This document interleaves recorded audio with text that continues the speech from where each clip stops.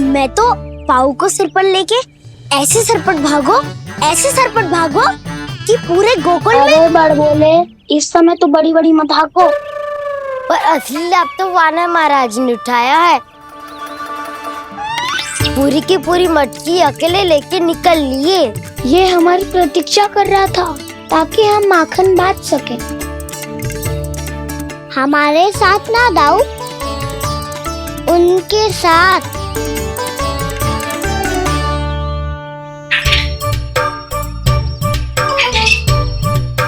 मैं समझ गो काना, एक ना सभी जानवरों की भूख मिट जाए, इसलिए गया था तू सावित्री मौसी के यहाँ माखन चुराने। इससे पहले कि वो हमारे यहाँ पहुँच जाए, हमें घर पहुँचना होगा दाऊ। चाहे कछु हो जाए, पर देरी ना होनी चाहिए। इससे पहले कि बहुत समय बीत जाए, हमें ये समझना होगा कि लोभ आदमी की बुद्धि को भ्रष्ट कर दे, तो हमारे सोचने समझने की क्षमता को नष्ट कर दे। तो बहुत समय पहले की बात, एक साधु था। वो सुनसान घने जंगल में रहकर साधना करता था।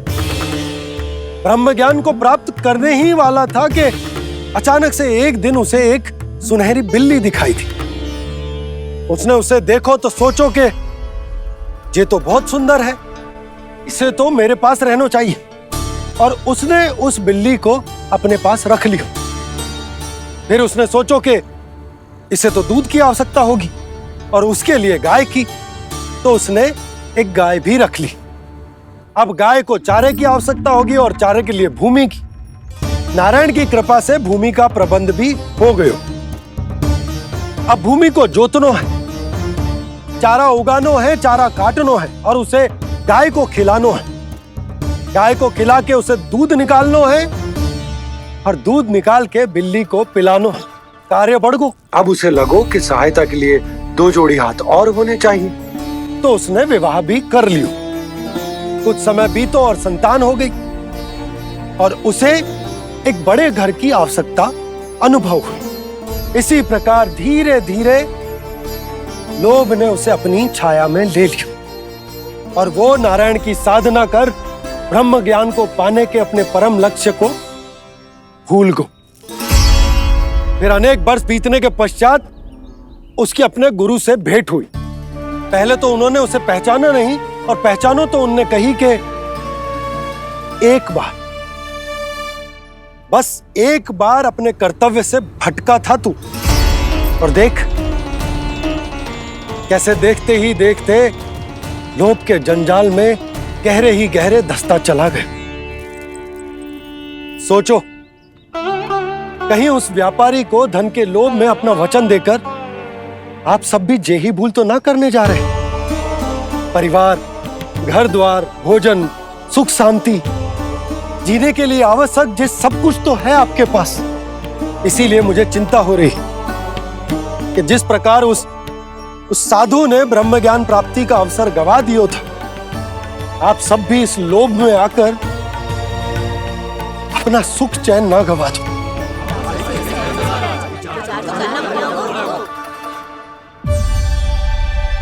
लग तो है बात सबको समझ आ रही है।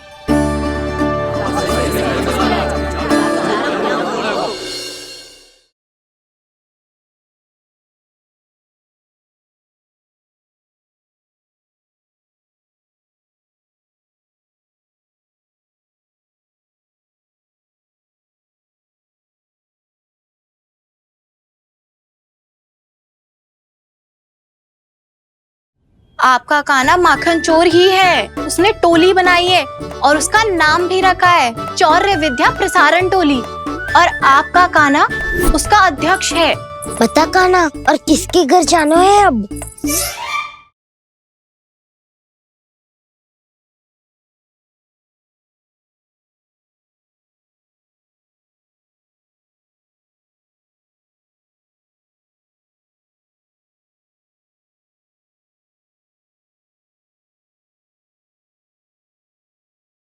यशोमती मैया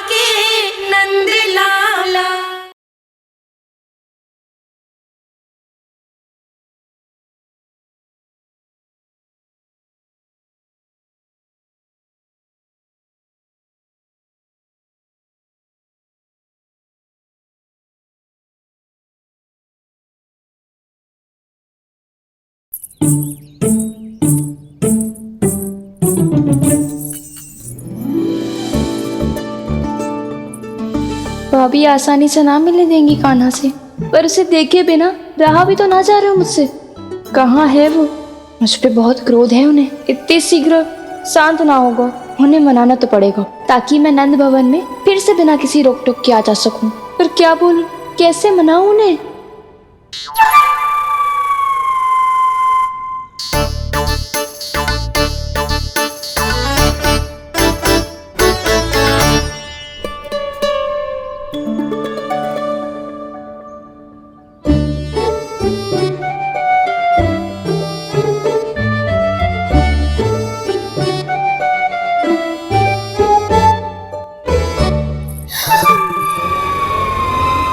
वाह, जिसने मेरे लल्ला पर चोरी का आरोप लगायो, वो ही आज मेरे घर में चोरी चोरी प्रवेश कर रही है। नाना भाभी, ऐसी कोई बात ना है, मैं तो बस ये देखने आई थी कि जसोदा भाभी का क्रोध शांत हुआ कि ना?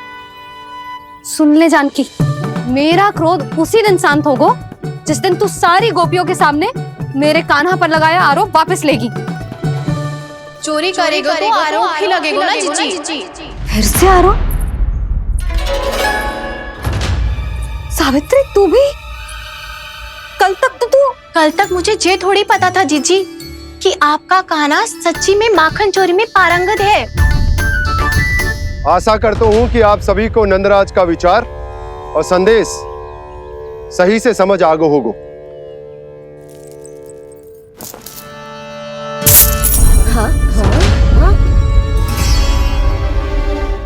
सिक्कों की खनक बता रही है कि पोटली कितनी भारी है।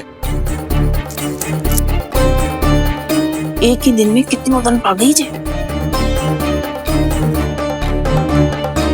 हमें भी इससे अधिक धन अर्जित करना होगा, तभी तो हम अपने उज्जवल का भविष्य उज्जवल कर पाएंगे। पहली बार कछु बुद्धि की बात की है तूने।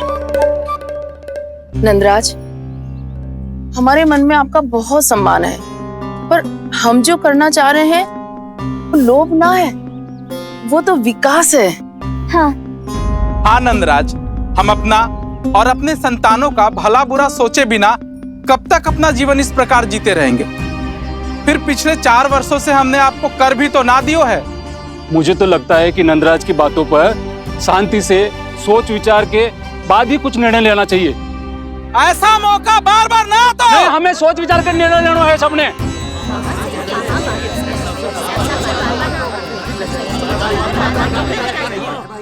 चोरी में पारंगत? हाँ जीजी, उसने टोली बनाई है और उसका नाम भी रखा है चौर्य विद्या प्रसारण टोली, और आपका कान्हा उसका अध्यक्ष है। अच्छा, तो कान्हा पूरी टोली लेकर आया था चोरी करने तेरे घर? और नहीं तो क्या। पर एक बात बताऊं जीजी, मेरे बलदर को देखकर किसी का साहस ना हुआ भीतर जाने का, पर आपका कान्हा इतना साहसी है कि बिना भयभीत हुए इतने भयंकर बैल के निकट चले गए। सच्ची? और तेरे रक्षक बैल ने कुछ ना किया उसे? है ना अचरज की बात।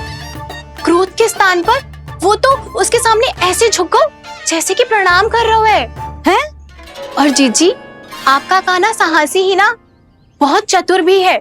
मैंने मटकियां बहुत ऊपर लटकाई थी, पर बताओ कि बिना चौकी के मटकी को नीचे उतारने का उपाय किसने ढूंढा? किसने? आपके चतुर कान्हा ने। उसने अपने सखाओं को पर्वत बनायो और एक पक्के सेनापति की तरह बिना भयभीत हुए उनके ऊपर चढ़ गयो और मटकियां उतारने लगो, और एक ही ना, तीनों की तीनों मटकियां उतार ली। तीनों? हाँ जीजी, और वो इतना दयालु है कि पहले एक मटकी का माखन सब में बांट दियो, और फिर बची हुई 2 मटकियों में से एक मटकी अपने सखाओं को दे दी, और फिर दूसरी मटकी एक भूखे वानर को दे दी।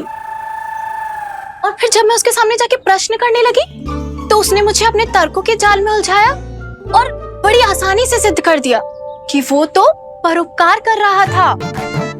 मैं तो देखती ही रह गई, और शब्द तो ऐसे झड़ते हैं मुंह से जैसे कि फूल।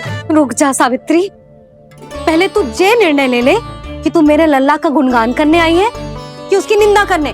निंदा करने ही आई हूँ जीजी। जानकी सत्य कह रही थी। आपका कान्हा माखन चोर ही है और बलराम के साथ भागा था। बलराम क्यों? वो तो साक्षात गरुड़ देव की पीठ पे बैठ के उड़ के आयो है, तभी तो तुझसे बहुत पहले आके यहाँ बैठ गओ ना। आ देख ले, आ जा। देखो कैसे बैठ के सब पहरा दे रहे हैं कि कोई पंछी अनाज ना चुगले, और तुम दोनों व्यर्थ में इन सब पर दोष लगा रही हो।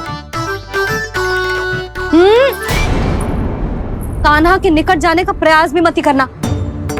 पहले मेरे लल्ला पर आरोप लगाती हो, फिर उससे मिलना भी चाहती हो।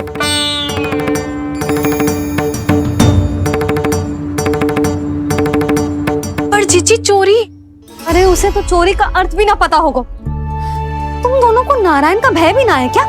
हाँ, मेरे लल्ला पर आरोप लगाने से पहले तुम दोनों को लज्जा ना आई? हे नारायण, अब आप ही बताओ मैं क्या करूं। लग तो है किसी की घोर दृष्टि लगी है कि बार बार मेरे लल्ला पर आरोप लगते हैं। किसी की क्या, तुम दोनों की दृष्टि लगी है। या तो तुम दोनों मनगढ़ंत कथाओं को सत्य बताना छोड़ दो, या फिर कृपा करके मेरे घर आना बंद कर दो।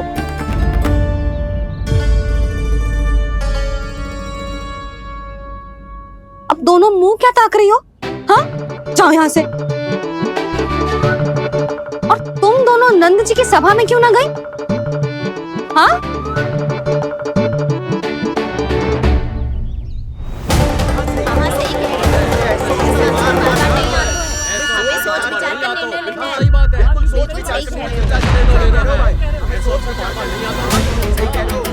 जी कौन? पहले तो कभी ना देखो इसे।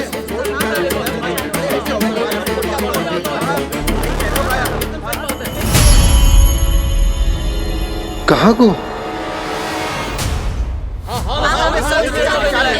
बस करो।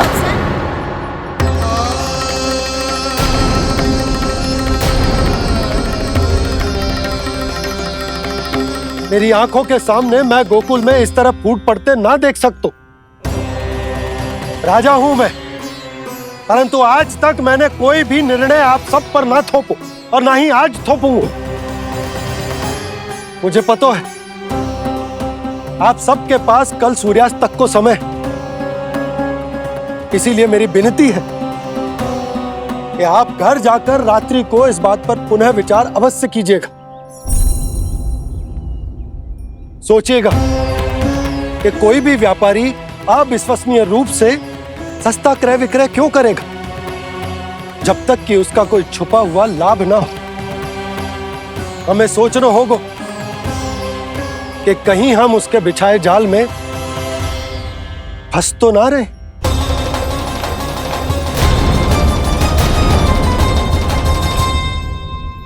बच गए भैया, जैसे तैसे ही सही, पर समय से पहले पहुंच ही गए हो। सावित्री मौसी कनेक सी बात को इतना बड़ा चढ़ा के बोल रही थी जितना उज्जवल भी ना बोलतो।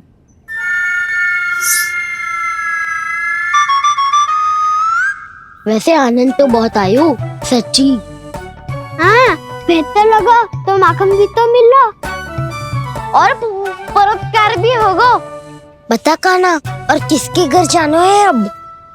आज ही तो हमें शिक्षा मिली है, इतनी शीघ्र भूल गए तुम सब।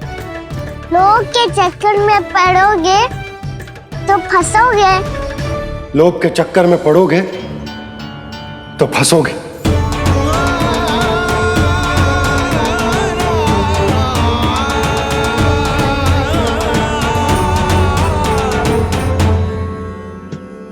चोर, चोर कह रही है मेरे निर्दोष से बालक को। अब तो इन दोनों ने अति ही कर दी है।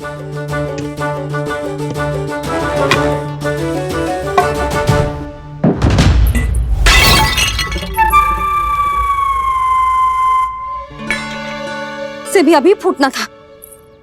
वैसे ही मैं इतनी चिंतित हूं। कैसे समझाऊं इन गांव वालों को?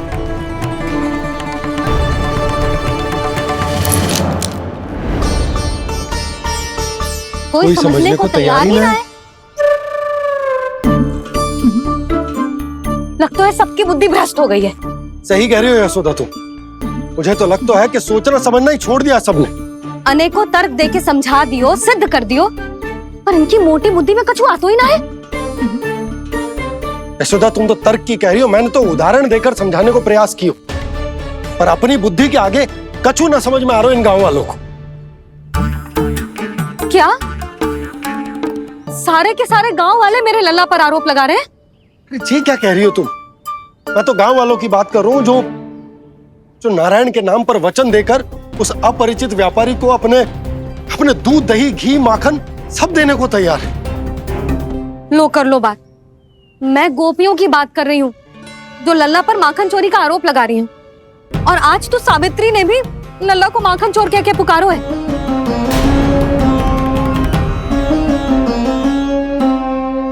सावधान यशोदा, कहीं बड़ा होकर माखन चोर ना बन जाइए।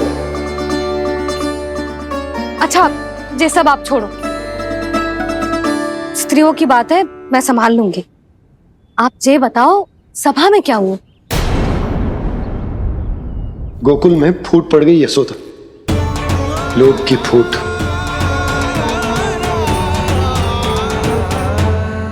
अरे रुको रुको रुको, व्यापारी जी रुकिए रुकिए। नंदराज ने प्रयास तो बहुत किया था व्यापारी जी, पर कुछ व्यक्तियों को छोड़ करके किसी के कान पे जूं तक नहीं रेंगी। इसका अर्थ फूट पड़ चुकी है लोभ की वजह से। बहुत ही शुभ समाचार लाए हो गुप्तचर। अब शीघ्र ही दिखेगा लोभ का चमत्कार।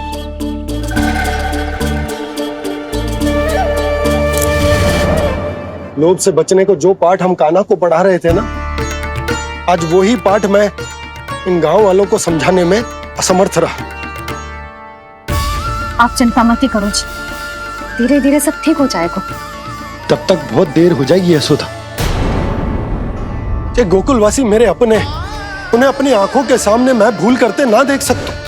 वो सुलक्षणा, वो उस व्यापारी के प्रभाव में आ गए, और शंकरी मौसी और सुमति भी सुलक्षणा के मार्ग पर ही चल रही। कान खोल के सुन ले बहू, आज से घर में दूध पीनो बंद, दही खानो बंद, और माखन तो बिल्कुल न खानो। पर मैया, पर किंतु परंतु कुछ ना सुननो मुझे। सुलक्षणा की जैसे धनवान बननो है कि ना?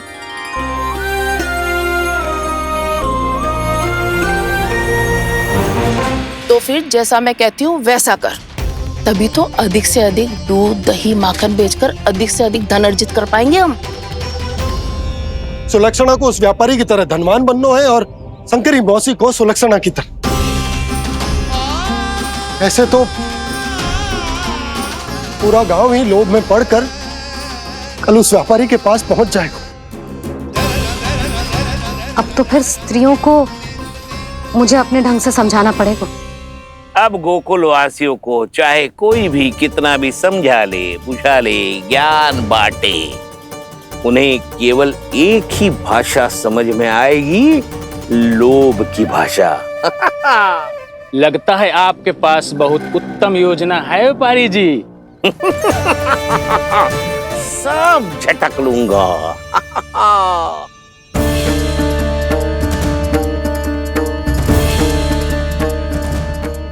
आपको क्या लगता है प्रभु, मैया के समझाने से गोपियाँ समझेंगी?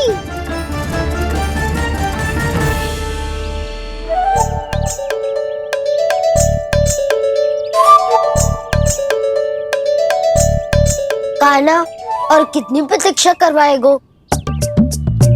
अब बता भी दे, माखन चुराने किसके घर जाना है? इतना आसान ना है निर्णय करना, समय लगता है, सोच विचार करना पड़ता है।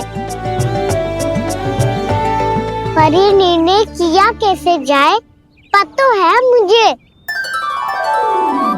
लगता है ये निर्णय करना पड़ेगा कि बचना कैसे।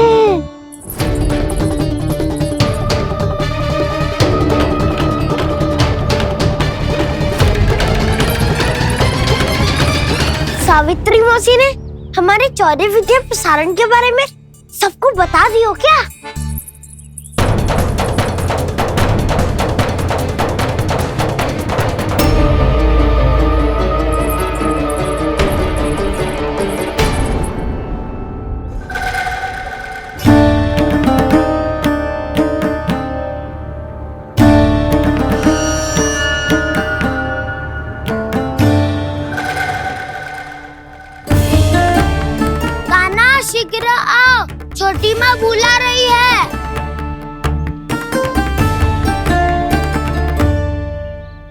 डांट भी पड़ेगी और कुटाई भी होगी। चौर्य विद्या प्रसारण कल ही आरंभ हुआ था और आज ही समाप्त हो जाएगा। सब इतने गंभीर क्यों है आज? गंभीर तो होंगे ही ना दाऊ, क्योंकि मैया आज अच्छा वाला पाठ पढ़ाने वाली है।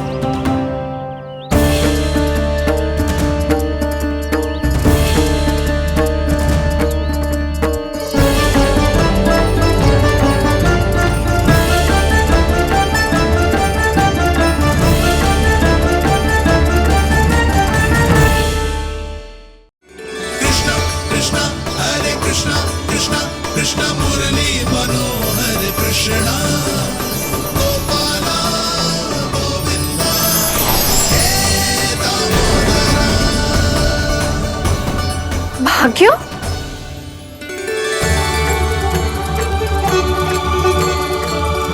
कान्हा, एक तो चोरी की और ऊपर से मूर्ख बना के भाग को।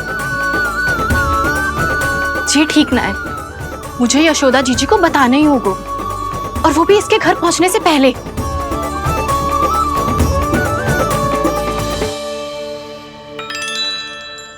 अरे पल्लू मत खींच, तनिक रुक जा, दे रही हूँ, पूजा तो करने दे।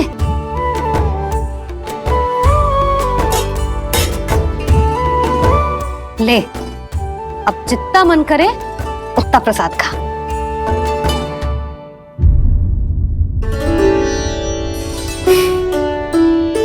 या तो मैं सच्ची बावली हो गई हूँ कि मुझे हर समय कान्हा दिखता रहता है, या फिर मेरा लल्ला कुछ अधिक ही विशेष है कि मेरे साथ ना होके भी सदैव अपनी मैया के साथ ही रहता है।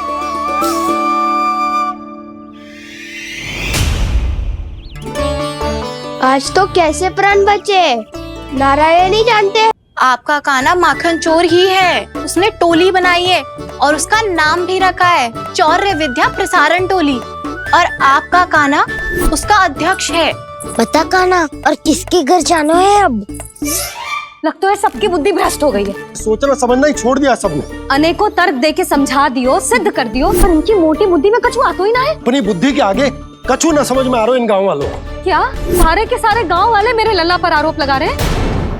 हमारा वास्तविक धन क्या है? दूध, घी, दही, माखन, यही ना। जो भी बचतो है वो तो हाट पे बिखी जातो है ना। तो फिर मथुरा के किसी अपरिचित व्यापारी के साथ माथा फोड़ने की क्या आवश्यकता है? अच्छा, अब चलती हूँ। बुलावे की सूचना पाके सब कार्य ऐसे ही छोड़कर आ गई थी। तो मुझे ही कच्चू करना पड़ेगा।